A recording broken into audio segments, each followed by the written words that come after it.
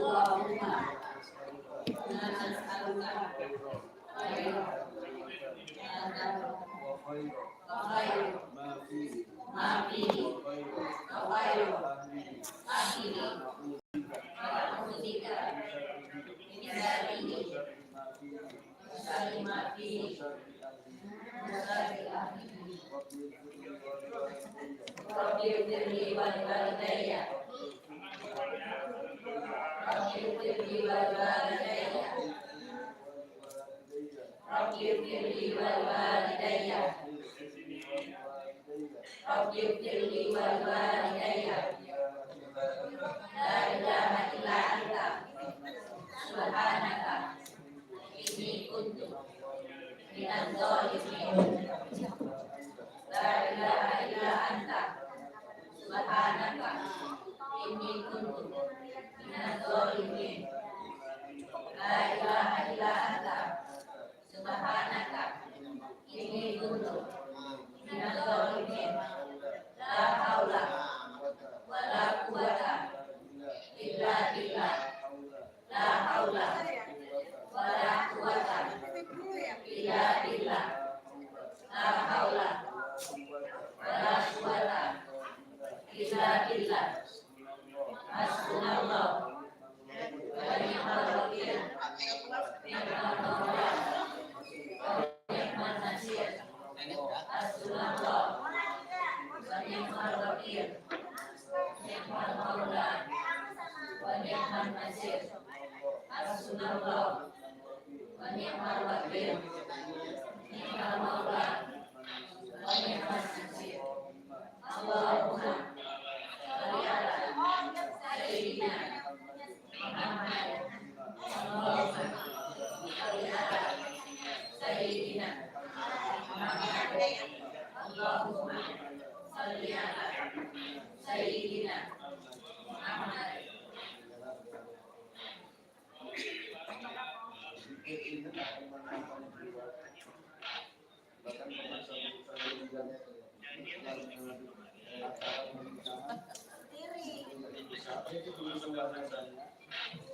Kalau saya ceramah mungkin nggak ada yang apalagi kalau ada kejadian itu saya ceramah tapi begitu saya bikin semuanya itu berpikir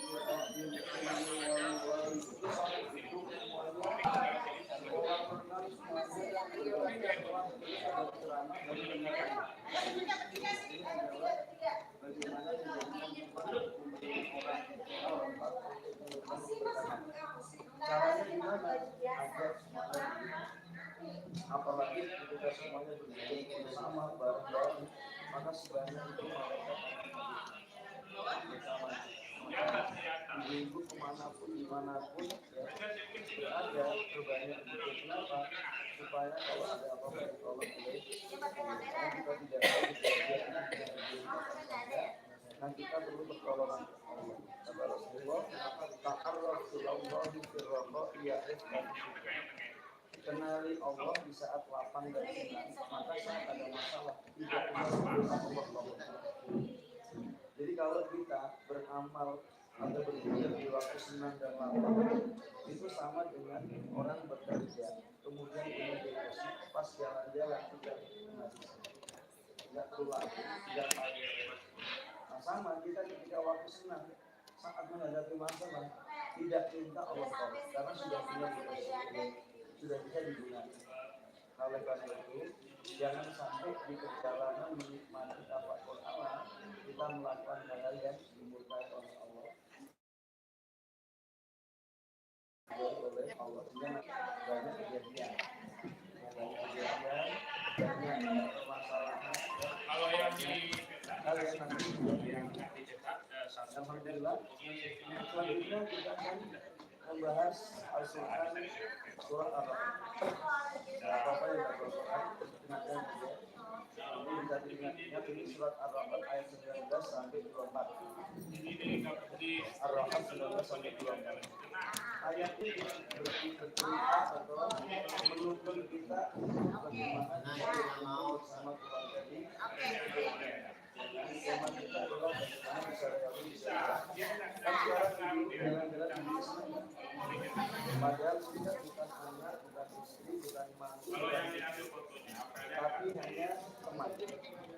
Nah, pertanyaannya, kalau dengan teman saja senang, apalagi dengan keluarga, dengan anak, dengan mantu, dengan cucu. Subhanallah. Tapi kemudian kita harus melakukan upaya. Kalau tadi pagi kita membahas bagaimana rumah dan tempat yang dimiliki menjadi berkah, walaupun nggak ada sumur air melimpah, walaupun nggak ada sawah beras melimpah, walaupun nggak ada pohon buah melimpah. Ternyata itu dengan 3 cara: mengokohkan iman, ibadah, akhlak, dan amal. Kemudian menjaga kesyukuran supaya kenikmatan itu tidak hilang. Karena sering terjadi begini, ada orang mendapatkan kenikmatan, kemudian mulai dibanggakan. Tidak boleh Nah, ketika mulai dibanggakan, mulai banyak putus asa, kemudian akhirnya miring ya. nikmat itu jadi hilang. Anda pikiran apa lagi? Nah, kalau sekarang kita berbicara tentang bagaimana kalau tadi pagi membuat tempat berkah, sekarang bagaimana membuat penghuninya berkah. Sekarang kalau tempat berkah Baru penghuninya kan nggak Kak searching bahagia. dia.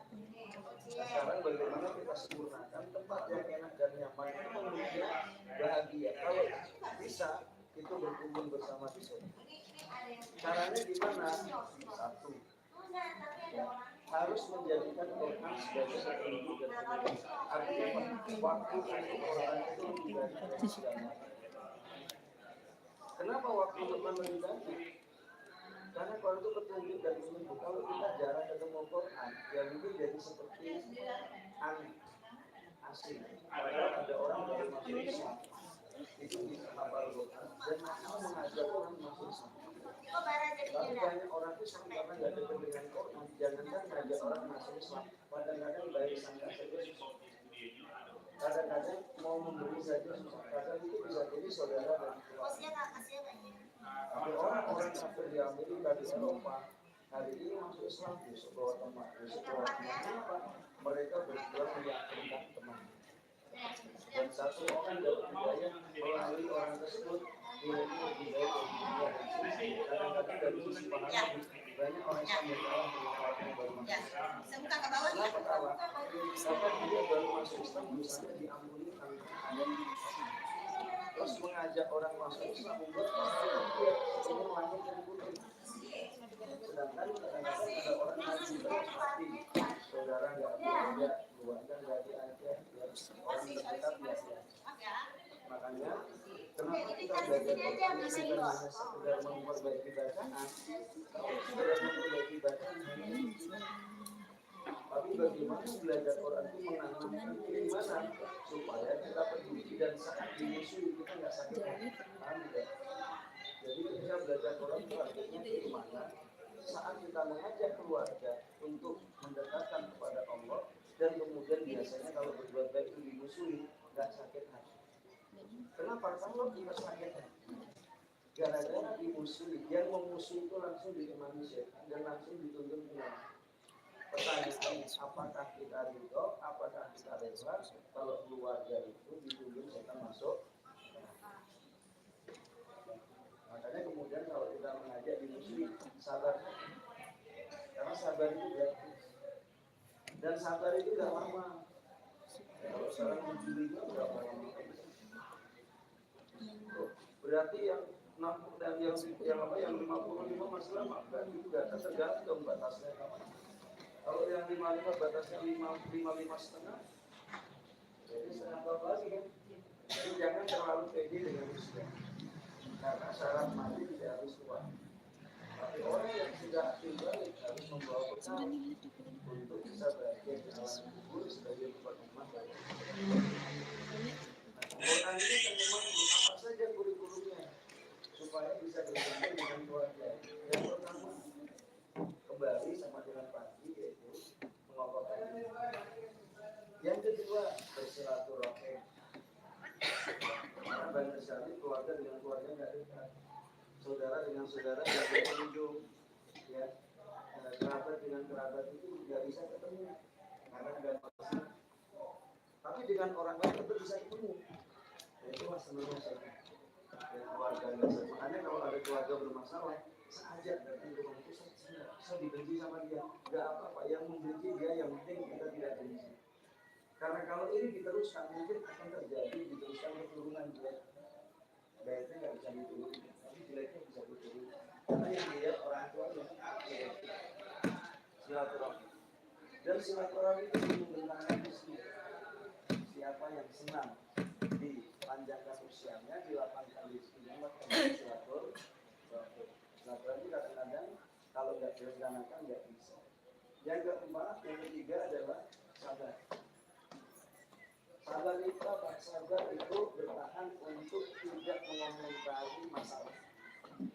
Ya, misalnya ada sesuatu, mohon maaf contohnya kita lagi jalan karena kerikil, sakit, ibu rasa komentar, siapa sih yang nggak berisik, bersinar, kerikil, siapa sih yang nggak sebenarnya nggak bisa, langsung bilangnya apa?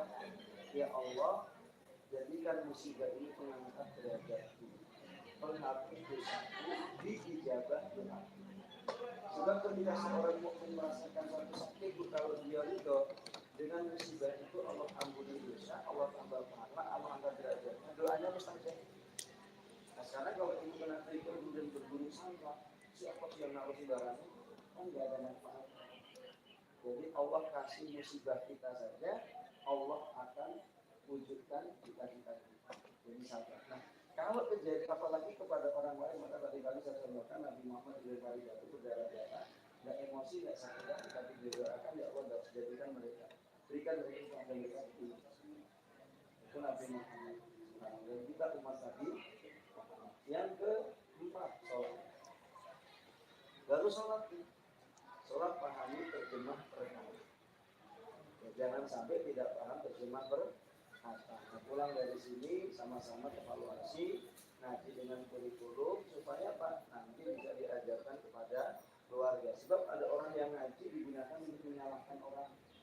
Kamu itu salah, yang menurut kita ngaji itu akhlak jadi baik, orang senang jadi tuntun yang baik. Jadi nggak membuat orang berburu. Yang kelima, infak. Infak itu apa? Bu? Infak dan sedekah itu dua istilah yang berbeda. Infak itu memberi yang istimewa, sedekah itu memberi sisa. Sama nggak? Sedekah sisa. Coba, infak itu nggak bisa diganti, sedekah itu bisa diganti. Contoh, ibu nggak bisa sedekah dengan uang, dengan senyum boleh nggak? Boleh, karena senyummu kepada saudaramu adalah sedekah. Sekarang kalau nafkah bisa diganti ya? Bisa. Ada suami pulang, istrinya lapar, apa cukup dikasih senyum? Mama, saya mau infak dengan senyum. Nah, kalau dia lapar, nafkah itu istimewa, infak sedekah itu sisa. Makanya bisa diganti. Makanya zakat juga disebut sedekah, karena 100 juta nunggu setahun dikeluarkan 25%. 2,5 berapa? 2,5 itu sedikit dibanding apa? Dibanding 97,5 juta. 90 itu sedikit sekali, tapi nggak biasa. Makanya keluarga itu nggak boleh dikasih sedekah. Keluarga itu dikasih nafkah atau infak, saudara itu dikasih. Saudara kalau saudara dikasih sedekah nunggu setahun, maka saudara punya. Kalau harta ibu habis untuk infak, itu didoakan oleh ya Allah, berikan orang yang berinfak hari ini pengganti yang lebih. Itu doa malaikat siapa? Sedangkan yang tidak berinfak, orang yang pelit hari ini beri kehancuran. Itu doa malaikat siapa? Kehancuran itu bukan bisa jadi bukan hartanya habis, tapi nggak bisa menikmati hati, nggak bahagia dengan hati. Subhanallah. Jadi nafkah dengan sedekah beda. Ya, nafkah itu istimewa, sedekah itu umumnya sisa. Makanya keluarga nggak boleh dikasih sedekah, dikasih. Masa keluarga dikasih sisa? Kan ibu dikasih sisa nggak mau juga. Kalau kita nggak mau dikasih sisa, jangan pernah ngasih sisa. Apa saja dia tidak semuanya harus kenapa? Bahkan di dalam surga kata Allah, lan tanalul birra hatta tunfiqu mimma tuhibbun. kalian tidak akan mendapatkan surga sampai memberi yang kalian cintai atau yang istimewa, bukan sisa. Nah, yang keenam apa? Taubat. Jadi kita sering melakukan kesalahan disengaja maupun tidak disengaja. Nah, kalau Nabi Muhammad yang sudah diampuni dosanya sekali duduk istighfarnya 100 kali, maka kita mestinya lebih banyak dari Nabi Muhammad ngajarin kita begitu luar biasa. Nah, kalau ini kita lakukan, kata Allah, jannatul adn, taman-taman surga yang akan dimasuki bapak-bapaknya, pasangannya, anak cucunya, semua kumpul di surga. Nah, begitu masuk di surga, para malaikat mengucapkan salam, salamun alaikum bima sabartum fa ni'mal uqbah. Udah Bu, kalau masuk surga itu nggak perlu sabar lagi, nggak perlu infak lagi, nggak perlu infaknya sedikit ketika di dunia, bahasanya selamat. Makanya sekarang waktu kita harus habis untuk menyelamatkan itu. Waktu kita harus habis untuk menyelamatkan orang terdekat kita. Harus peduli walaupun disakiti, jangan dimasukin hati. Jadi jangan baper, atau baper Bu. Baper itu apa? Bukan Bu, baper itu bawaannya lapar. Ya, kenapa? Karena banyak pikiran. Apa aja dipikirin. Makanya di kuncinya, kalau ada masalah jangan dipikirin, tapi dipikirin. Kalau udah sampai la haula wala quwwata illa billah. Subhanallah. Nah, ini 6 Bu, kuncinya 6. Ya, pertama adalah beriman, kedua silaturahim, ketiga bersabar, keempat sholat, kelima infak, keenam taubat. Nah, kalau ini kita lakukan, subhanallah Bu, semua keluarga ditunggu, rumah yang sudah berkah, ditambah penghuninya yang berkah, maka isinya kebahagiaan di atas kebahagiaan. Itu namanya surga dunia sebelum surga. Kewajiban kita menjadikan keluarga kita seperti di surga dalam ketaatan.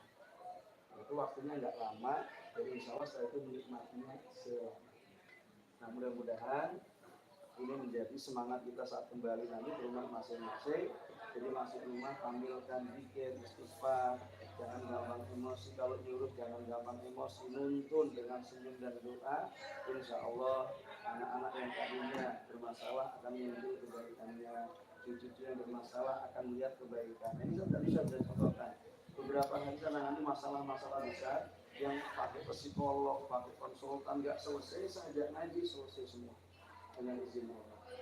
Nah, itulah pentingnya kita berinteraksi dengan Quran. Itu saja. Mudah-mudahan manfaatnya. Allah menjadikan ajar-ajar al-mahfumah wa tafarruq wa maksumah. Allahumma aslimu wa kumma tarukul barang infaq. Ya Allah, jadikan kami, pasangan kami, anak kami menjadi ahli zikir, ahli kebajikan, ahli surga. Ya Allah, ya Allah, jadikan berkatan kami, la ilaha illallah Muhammadur Rasulullah. Ya Allah, penuhi hajat-hajat kami, mudahkan segala urusan kami, lapangkan dada-dada kami, jauhkan hati kami dari segala yang menakutkan. Ya Allah, ampuni kami, ampuni kedua orang kami, orang kami, ampuni guru-guru kami, ampuni semua yang pernah berjasa baik kepada kami. Ya Allah, anugerahkan kepada kami pasangan anak yang menjadi ibu mata hati dan jadikan kami menjadi orang yang bertakwa.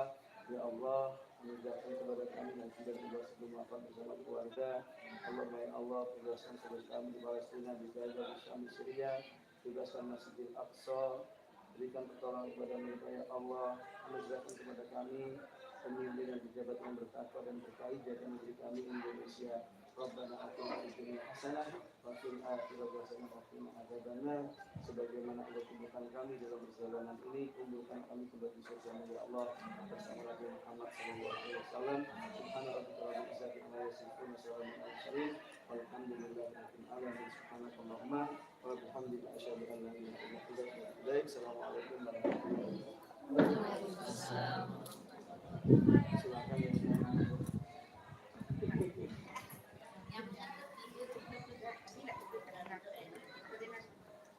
karena anginnya sumir. Iya, pedih mata. Yang mau datang ke belakang.